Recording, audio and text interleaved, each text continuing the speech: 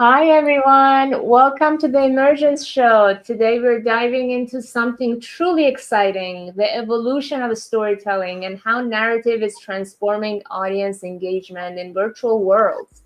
We have all seen how storytelling has shaped film, gaming, and digital experiences.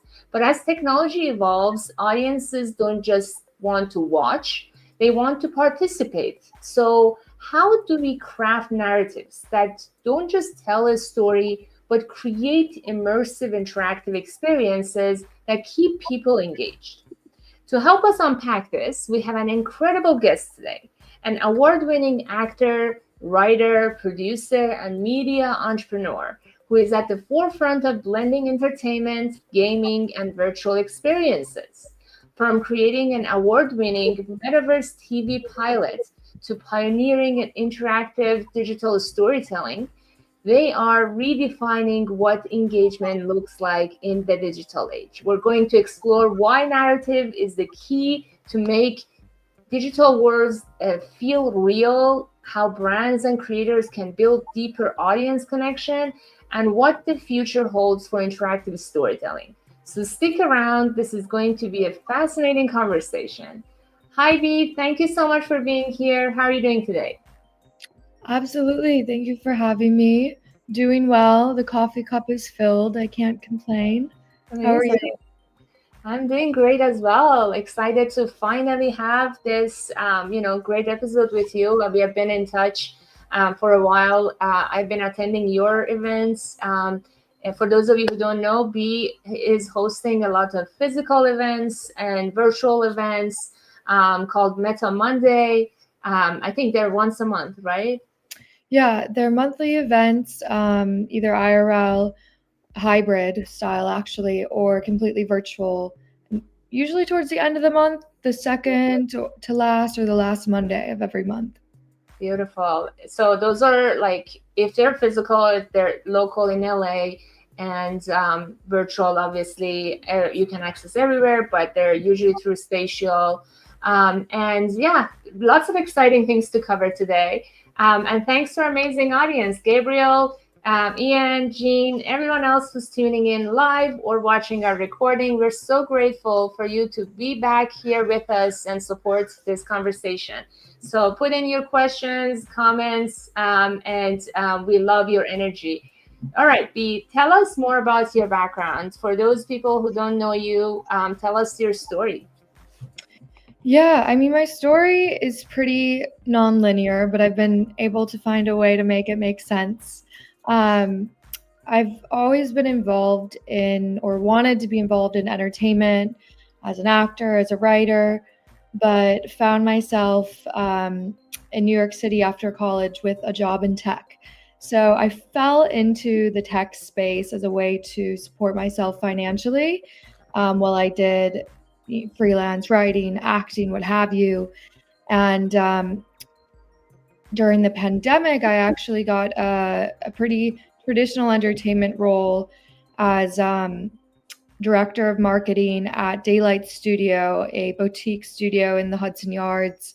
And they mainly had fashion clients like Talbots and Ann Taylor and Victoria's Secret come in there and do commercial shoots and some couture clients as well. And when the studio shut down, my co producer had suggested we do virtual production. And that meant virtual fashion shows and told me about NFTs and how we can sell the clothing as NFTs and what have you. And this allowed me to go back and, make my all my years in tech useful to the career entertainment that I wanted. So we created our first startup, which was virtualfashion.io, an NFT marketplace for digital fashion. And that led me into creating my first meta film, Hive Mind. So, yeah, sometimes that job you think is just going to be your, life support at the time will be useful later on. Like Steve Jobs said, like you can only connect the dots afterwards when you look back. So yeah, I Yes. mean, nothing goes to waste. We're definitely gonna learn so much from every single experience. Cool. And then we were going to get to showing a little bit of the teaser of that movie that you did, but tell us more. So what happened afterwards? Yeah, so we created Hive Mind. It was the first TV show I'd ever written. I had studied writing in college, but it was in Minnesota, and screenwriting was not a course, so it was my first screenplay. And we had a shoestring budget, but we had a lot of people who understood the vision that helped out. And we submitted Hive Mind to a bunch of new festivals that had a focus on technology. So it's won Best NFT TV Show. It's Amazing. won Best Meta Film. It's gotten a few awards, but it really acted as a prototype for something we wanted to do on a much larger scale, which we're doing now with Stripaverse. And I can get into that more now or later. We can get into all the details. So you have kind of transitioned to entrepreneurship from there on, and you're incorporating emerging technologies into storytelling, or storytelling into emerging technologies, both. Yeah, and that was partially to again create prototypes for our clients to understand why, this company we'd started was valuable, and how these different technologies can be utilized. So, and that's again with Meta Monday, it's to show the community, how to apply this technology, because we talk about it as an idea, but what does it look like once we apply it? Totally. And again, I want to thank our amazing community for being here. Hi, Choi, Rihanna. Thank you, everyone, for being here. We're so grateful. So let's just start with like why storytelling is even important in your perspective. Why people should care. There are so many ways to like go about marketing or engagement of the audience, but why storytelling? I mean, for me, it was the only way I could express myself growing up, writing. But also, I realized very quickly it was a fast track to creating empathy and understanding. Um, Mm. you need to entertain people in this society to get them to understand any new concept. So, and there's a lot of new concepts in technology and in a show or a movie. You can do that very, very quickly. And of course, my main focus is educating people about the metaverse. So that often became the themes of the show. But again, why it's important is to create empathy and understanding in a world that is currently being designed to be polarizing and the opposite of that. Yeah, makes sense. And I'm sure this is very important for like even brands wanting to, convey the, reasons behind why we should select them, and, all of that.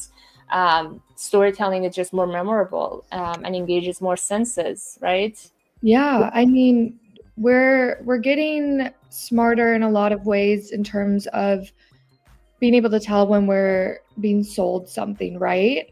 Like TikTok Shop is a great example. I was working with them for a while and trying to get influencers onto their platform, and they were struggling because it's a different culture in the US. We don't want to know that we're being sold something. So, whereas in China, where they started out TikTok Shop, they could blatantly do, like almost cheesy infomercials, and people would buy the products. They're fine with knowing they were being sold to. But in the US, the influencers really had to make it part of their brand and create narratives around the products. Mm-hmm. So it's shown that that's what we want in US culture at the very least. Yeah, more complex type of narratives, not just like buy this now. Yeah. Um, Very cool. Yeah, definitely, I agree with that. So now let's talk about the immersive experiences. And Ian mentioned that he just went to your I believe spatial environments. But yeah, so we're gonna get to show them, but I want to kind of set the context of in the context of the metaverse and immersive experiences, virtual worlds, whatever we call it. What is wrong right now? Like, what do you think is missing?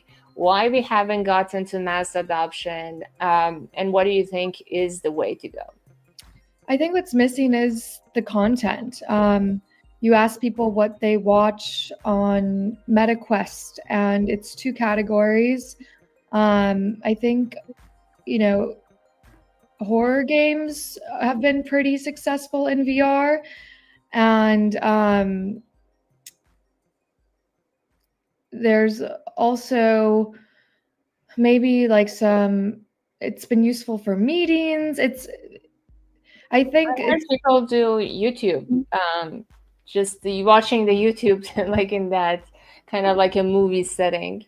But yeah, it's all about like entertainment content.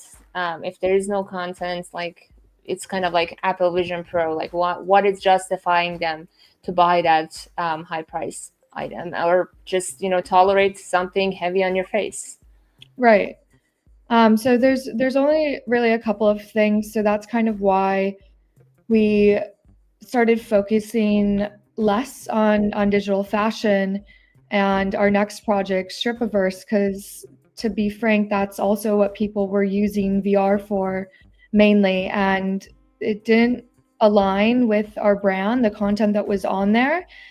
And it's always been the pinnacle of innovation, whether it be the internet or VR, and it's going to be done. So we wanted to make sure it's done ethically and explain to people who might be shocked at first why we're doing it, which is why we created the film. So just to backtrack, what's missing was the content and people who were creating the content that people would use those devices to watch. Awesome. So in terms of like, let's get to your project. So let's get to show maybe a little bit of Hive Mind and, tell us more like how that's kind of set the ground for what you're doing and, like how then you took it to the next projects and next work. Yeah, so Hive Mind is loosely based on a true story. It is sci-fi, so it's based on a true story until it's not, until the clones come out. And you'll see that it's also an ad for our first startup too. You'll see that like very subtly integrated in the storyline. So let me share that with y'all.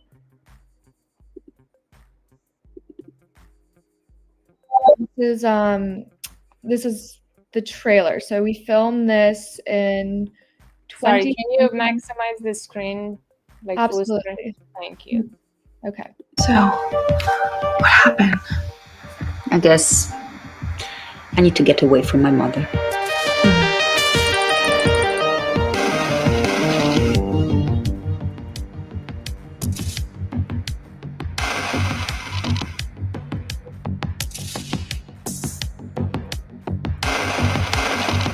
You could be model.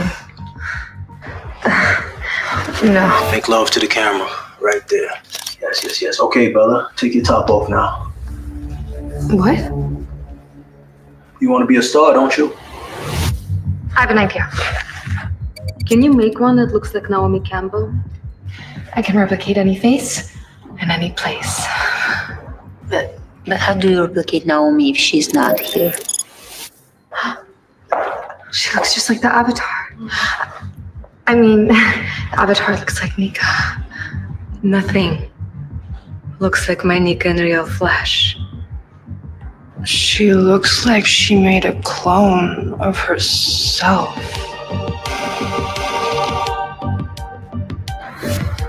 Bushwick. Picture an industrial Warsaw, sprinkled with vegan cafes and warehouse parties.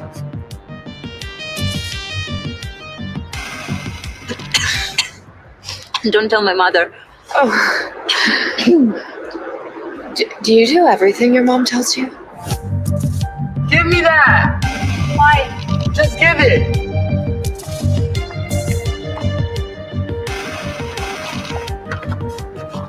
Siggy! Mama! Is this all just a simulation? Needs to look exactly like Bushwick to control her. I'm working as fast as I can. Work faster, you're gonna end up like other Nikas. Come on! Coming.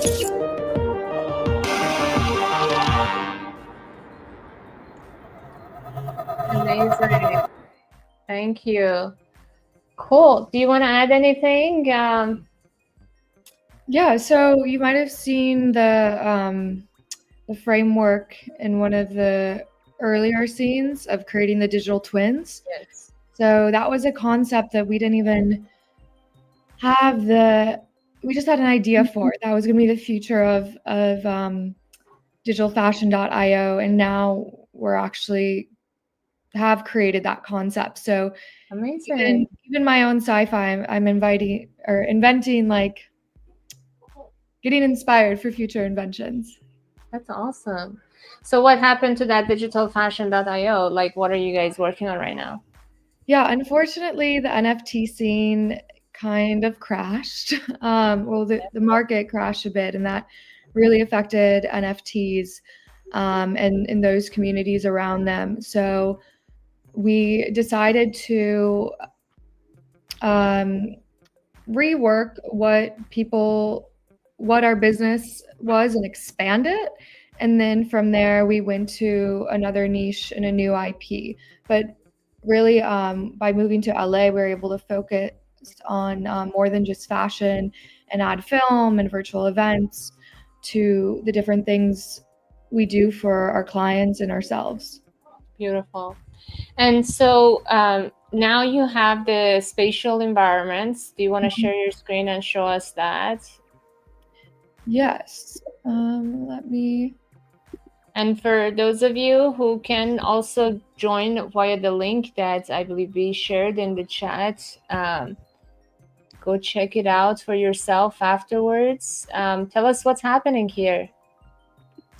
So this is Hiveverse. This is one of our many metaverse platforms that we use. We want to be multi-platform, where this is the easiest one, I think, for most people to join us for monthly events and such, because all you need is an email to sign up, and it's got a lot of users already.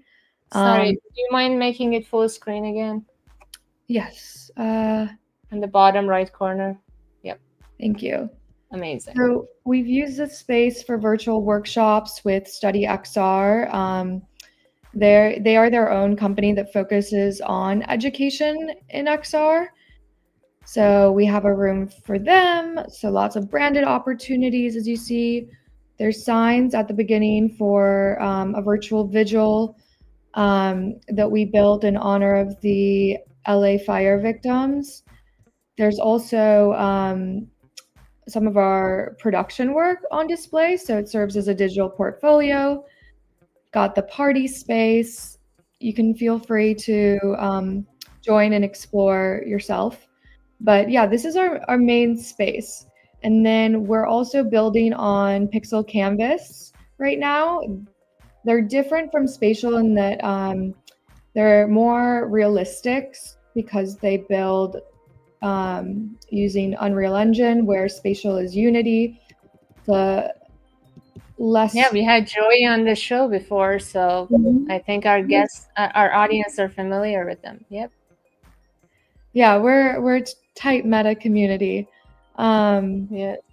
So we're really excited about that build, but this one is live, and we also have a couple that you can find that are web-based, like Prideverse. You can find on our website, hiveglobalmedia.com. But there's usually links to all of those via the portals on this one. So if you ever can't find our other projects, just go to Hiveverse, and there should be a link somewhere. And those portals are these circles over here. Like we've got our Stripaverse portal, our Pixel Canvas portal. Prideverse should be somewhere around here as well. Beautiful. And you have an amazing team behind the scenes working with you, all amazing, beautiful women. Do you want to tell us more about the type of experts that you have involved? Yeah, absolutely.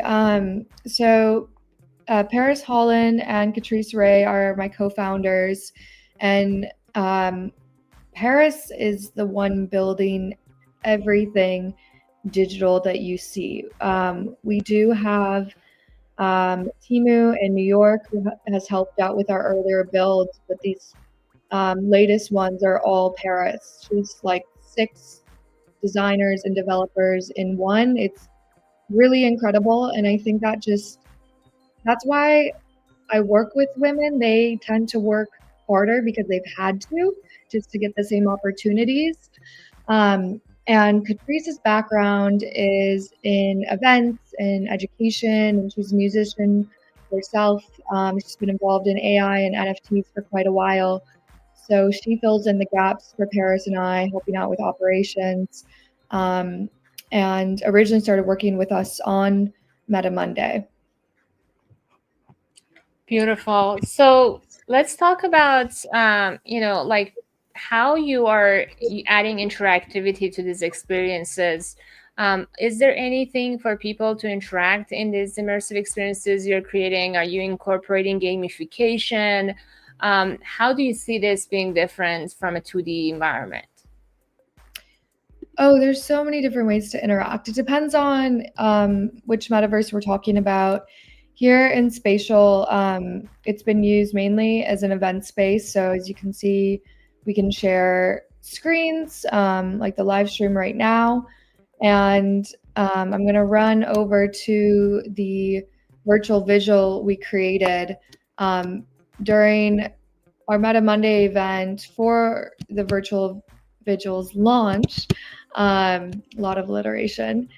We had people the honeycomb sculpture that Paris made live, and the idea was to preserve your most important memories. So a lot of people added their pets, including myself and Paris, to the honeycomb sculpture. So this one is interactive. Right now, you can add to it via a Google form, and there's a link in here as well. But during our live event, everyone had access to add to it. And then Prideverse will have gamification eventually too. Right now, that's a digital safe space for events, and eventually we're going to bring back queer co-working in the digital space. And then, of course, we have Stripaverse, which is a digital twin for a real strip club so that everything you do there can be done digitally as well. So as far as like traditional gamification, we haven't implemented too much, but we have other ways to interact in the digital spaces. Beautiful. And so, traditionally we've been, doing a storytelling and entertainment in a one-way structured way. How do you kind of balance this interactivity and like where the audience can take it with kind of the structure as a storyteller behind the scenes? Like what tips do you have? For the audience to become involved? Is that what you were saying? No, for the creators. So let's say, as a creator, you have a story in mind, a narrative to tell. Mm-hmm. And then, traditionally you would have full control, like the film and everything, right? But now with the tools enabling us in the immersive experiences to have that interactivity, how do you kind of tell the story differently, basically? Right. Okay. So you're like Bandersnatch is a great example. It's a Black Mirror feature on Netflix, and it's interactive. It's kind of like a choose your own adventure episode. So you get to determine how the story ends up, right? We also kind of did that with Hive Mind when we were initially raising funds to create the TV series. Depending on, how many NFTs you bought, you could have control of the narrative too. I saw that over and over again with other film-based NFT projects. It was determined by the NFT community where the story went, which is really cool. So there's a few different ways to do that. You can follow the Bandersnatch model or the NFT model, or come up with a completely new solution. In which case, let me know what that is.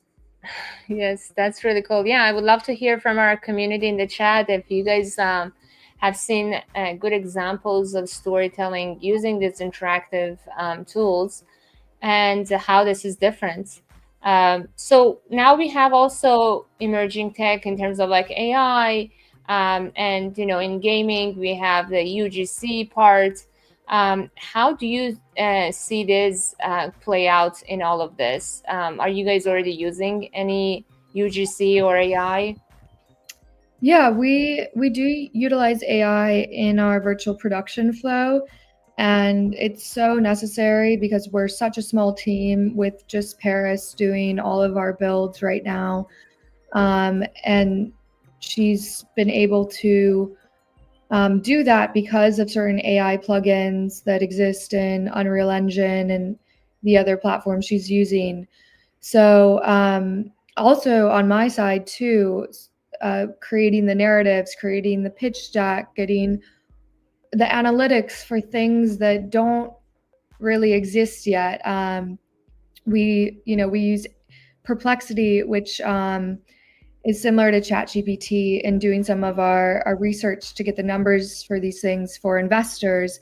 There's so much that goes into a metaverse film, so you're not only creating a feature film, but also a metaverse, and on their own, they're huge challenges. So to do that with no money as of now, we have heavily relied on AI. So for me, it's a very powerful tool for indie creators and very necessary. And it's not to say we couldn't do it without, but things are moving fast in this space, and to keep up with the big studios, I think it's an important tool for those indie creators like myself. Totally. And Gabriel has a question kind of along the lines of our discussion about engaging the community, letting them where it's next going. So he's asking, what are the biggest challenges and opportunities in community-driven narratives? I think a challenge could be a lot of creators are, they have their vision. So to let go of control and let your community decide where this story goes, I think could be a challenge that isn't as obvious to others, but might be to a creator. Other challenges would be to how does that work, right? Is that through NFTs? Is that, how did Bandersnatch do that? That's, inviting the audience to tell the story with us is something I've only explored through NFTs. So that would be figuring out a whole other production flow and add even more work to an already, difficult endeavor. Thank you for sharing that. And so let's get into, your most recent project and the overall idea of ethical and inclusive storytelling. And we have a question also from Gabriel regarding to that.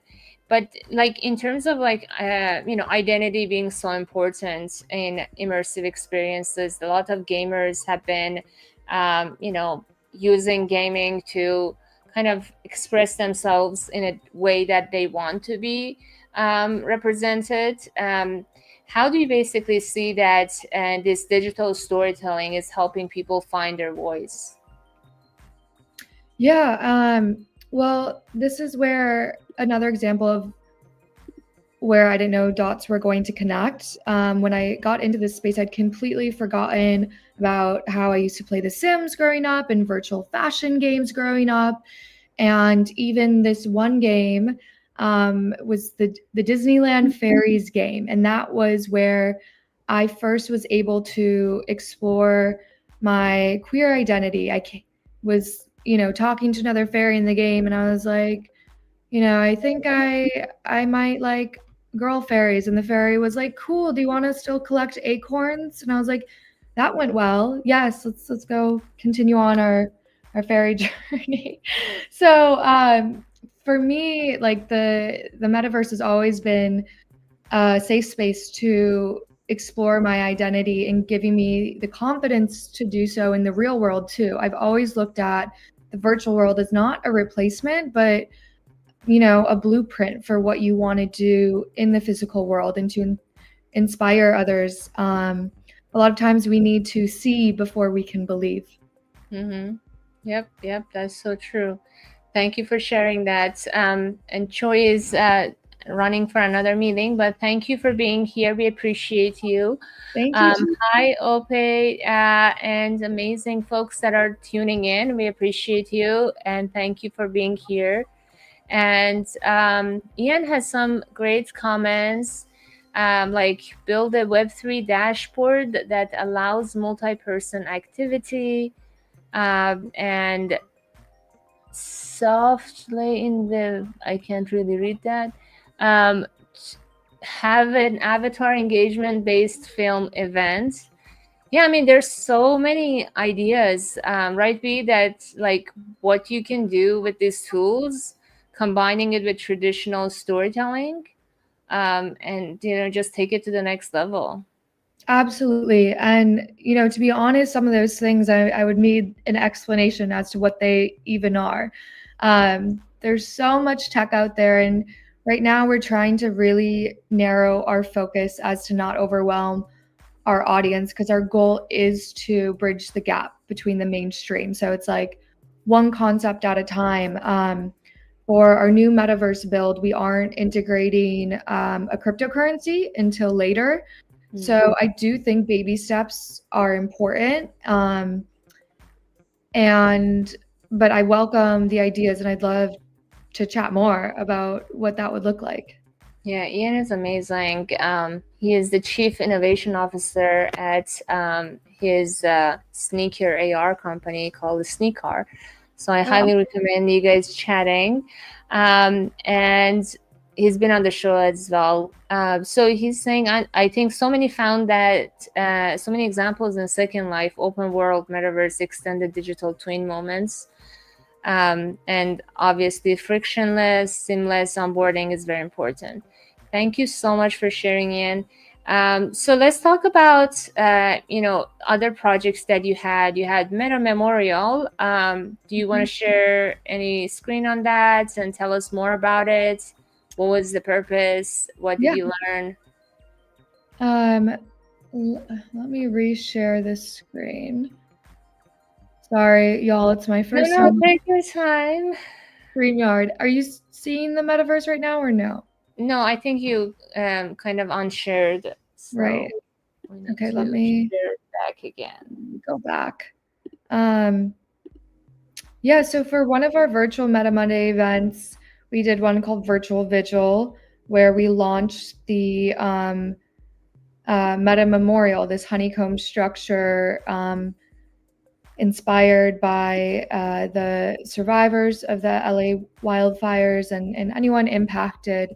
But it's a place for anyone to store their most important memories and reflect and remember what matters most to them. And as you can see, it's animals. So yeah, that was a beautiful event. I'll go around the tree. We added other things to the visual too, we've got some candles over here next to the reflection pond. And this is also a money tree, and there's some mushrooms and robots and cats. So it's also a place for manifestation as well as reflection. So it's a multi-use space right now. It's my favorite place in Hiveverse because it has been co-created by our community, so it doesn't look like some perfect branded space. It's very collaborative, DIY, and organic. Beautiful, amazing, I love it. Yeah, I mean, this elements of having the emotional engagement, I think that is big part of storytelling. We're talking about narratives and a story. It's nothing without that emotional engagement, and you guys have done it beautifully. Thank you for that. So now let's talk about Stripperverse. I know the most exciting thing that is coming up. And I think you guys have an event coming up and everything. So tell us what's the background story, and kind of like tell us what is special about it. Yeah. So, I already talked about my first startup, Virtual Fashion Dye.io. And besides the market, I ran into both because of Web3 and also the fashion space. On top of that, ran into a lot of difficulty being a female founder and not being taken seriously, and ultimately being sexualized in this space. So I thought, you know what, I'm going to use that to my advantage instead of doing all this effort trying to change people's view of me and dressing a different way after being called arrogant for, that even backfiring. I really had a journey there that you can watch in the movie.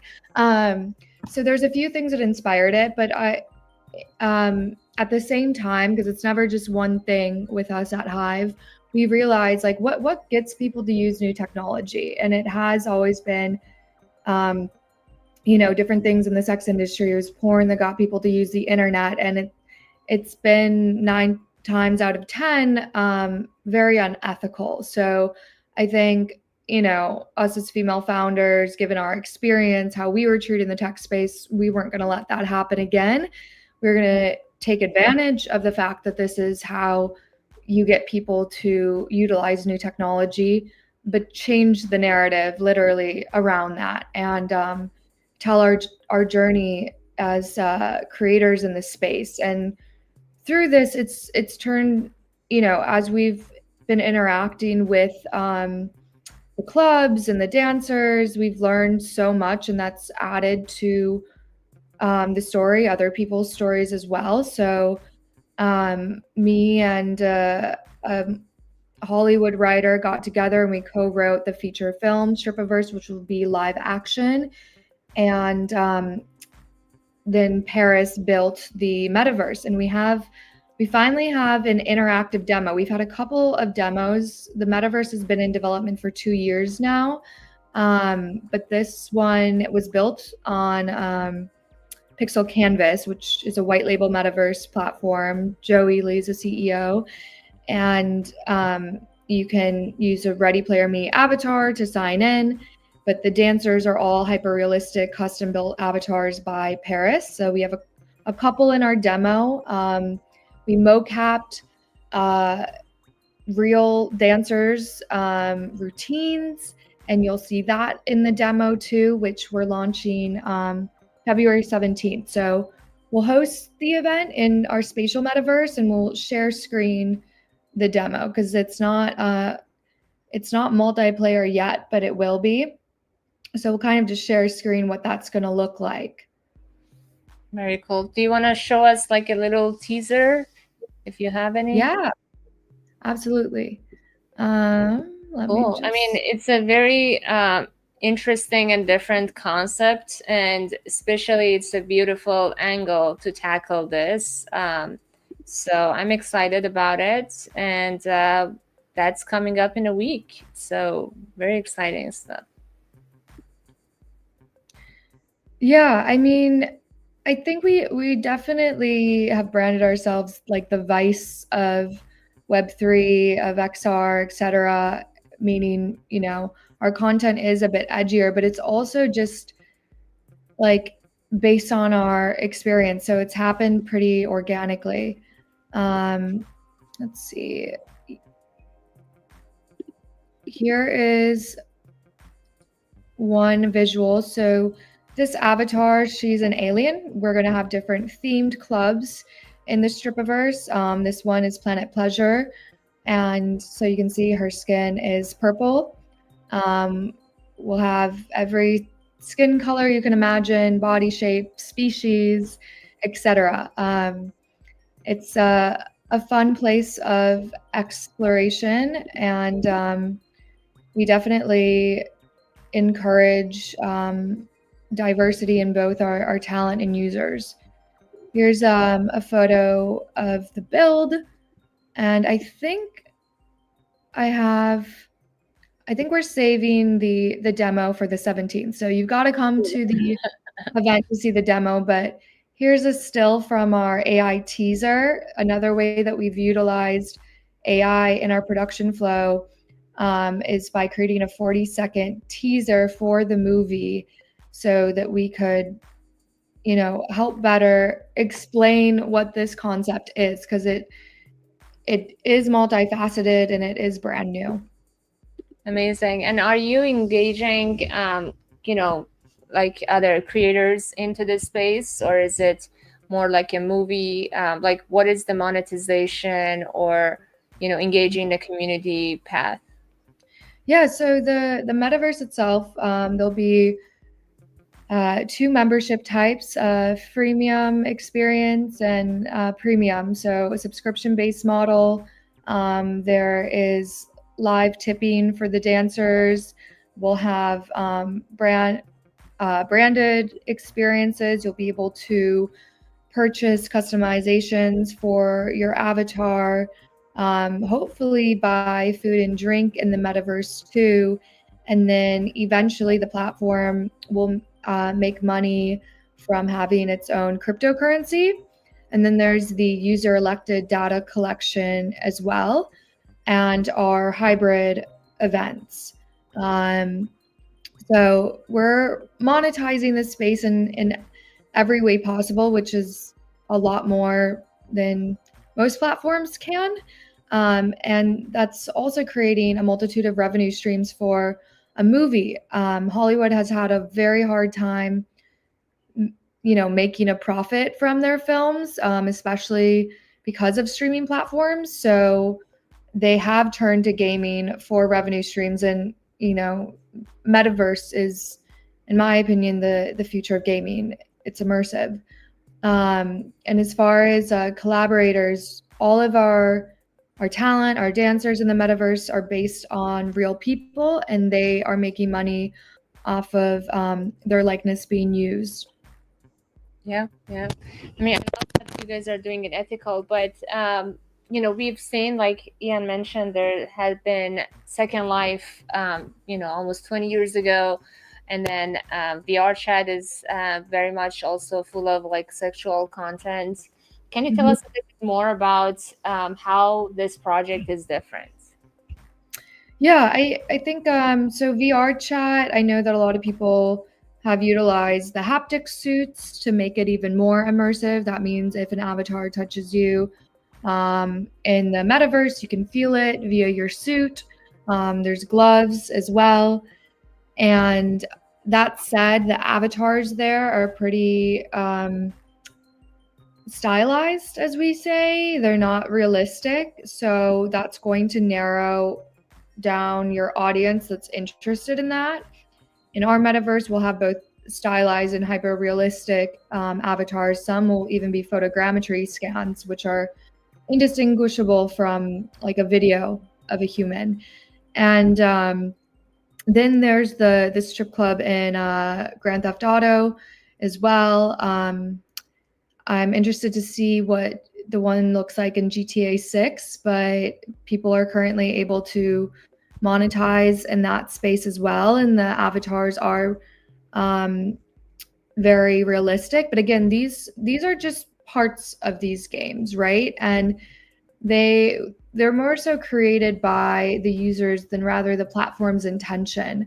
So I think that's a difference of our space. We're very intentional about what we're creating, and have thoroughly researched the subject, and also are going in with a mindset to make it safe, make it ethical, make it diverse, make it fun for everyone. And there's a bit more to explore because of that. Yeah, being intentional and mindful while operating, building, planning, all of that is very special to be done by, some powerful women behind the scenes. So I'm excited to see how it comes around. And so on the 17th, is it a specific time or location? Is it the same spatial link that you shared? Yeah, the location is virtual in our spatial metaverse. We'll have a portal to the demo where we'll be share screening. So make sure to log in via your email. Otherwise, it might say that the space doesn't exist, or you're not allowed as a user. You don't have access. Yeah. And you don't need to customize your avatar. You can just use the default one if you want.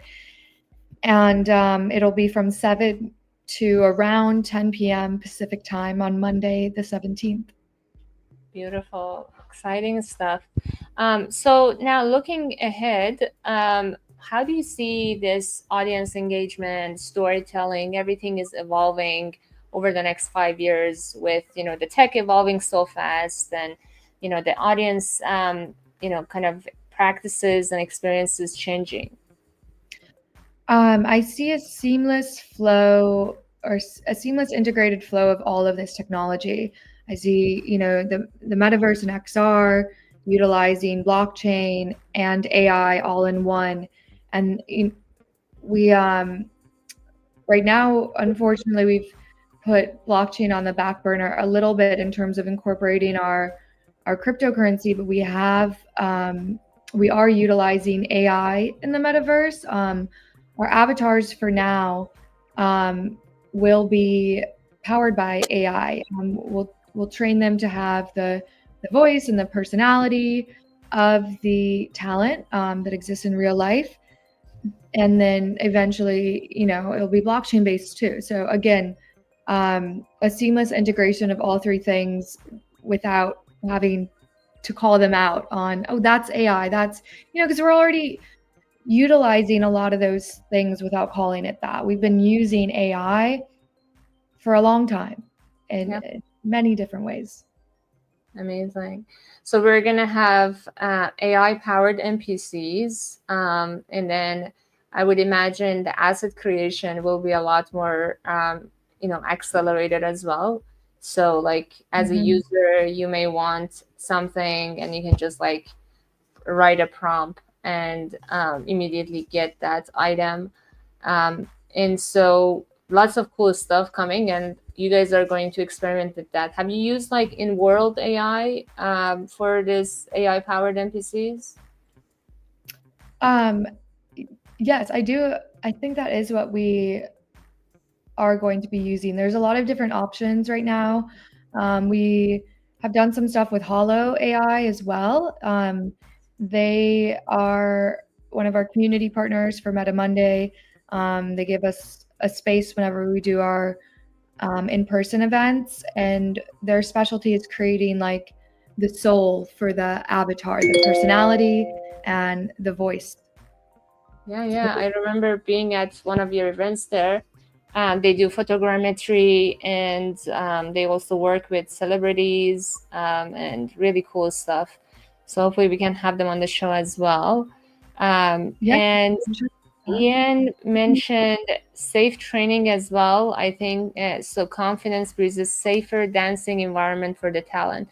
Yeah, I mean, there's so many ways that the street perverse is going to change the narrative and create safer space and safer monetization. So really cool comment on that.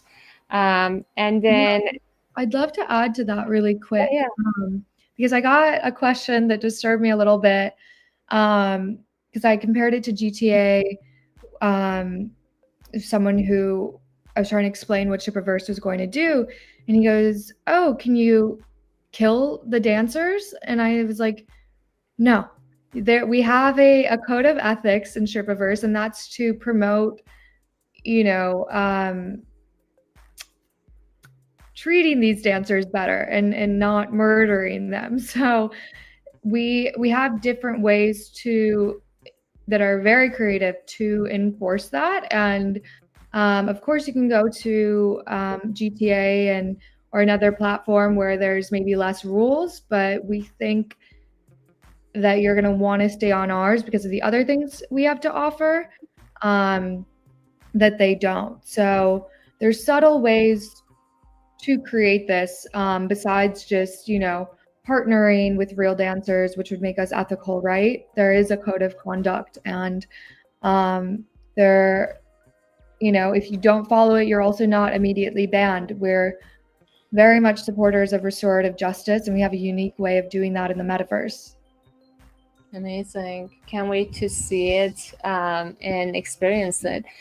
Very cool. Thank you for sharing that. And if someone wanted to build a narrative-driven virtual experience today, what's the biggest piece of advice you would give them?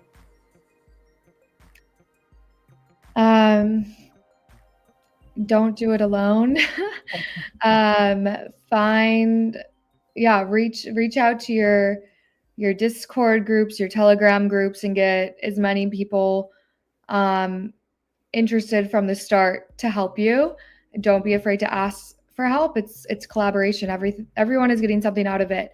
And if you can't get help, use AI to your advantage, because I think the main goal here is telling those unheard stories. And I think, AI is helping do that. So whether it be using those plugins in Unreal Engine or using screenwriting tools, if you're not a great writer, you still have to, it's still your story, AI can't come up with your life story. If it can, that's great. I'm sure it could teach me something.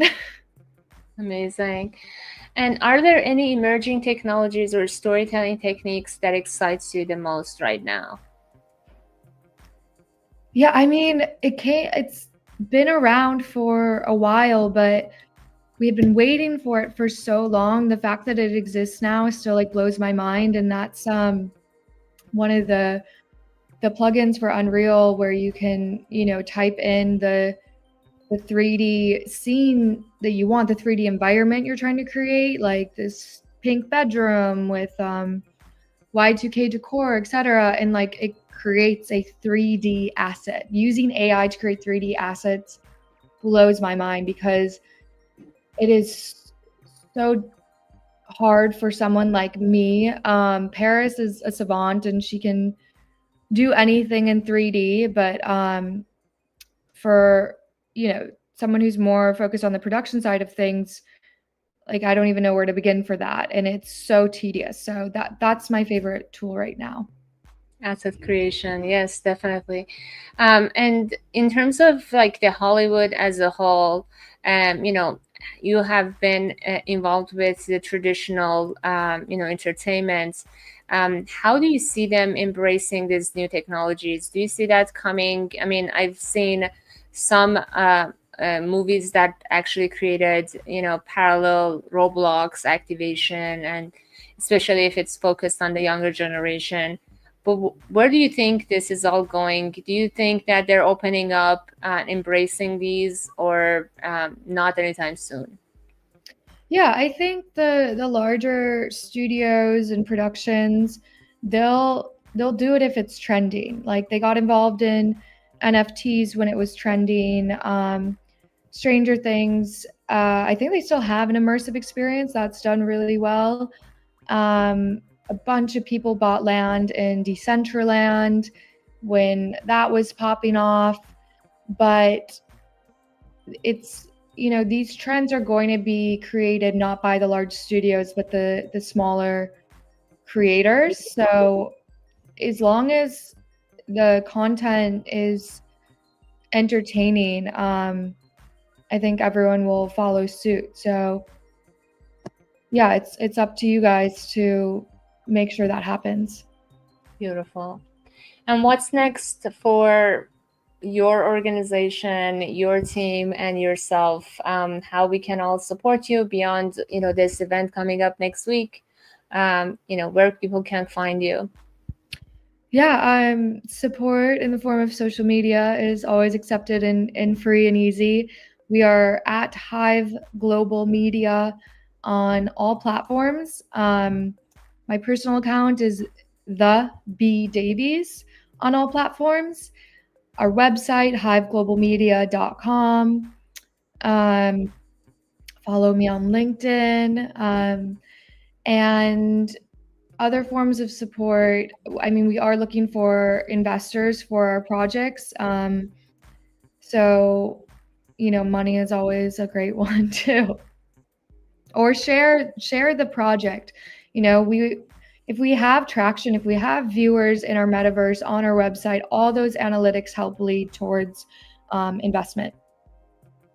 And what else should we expect from you guys in the next few months?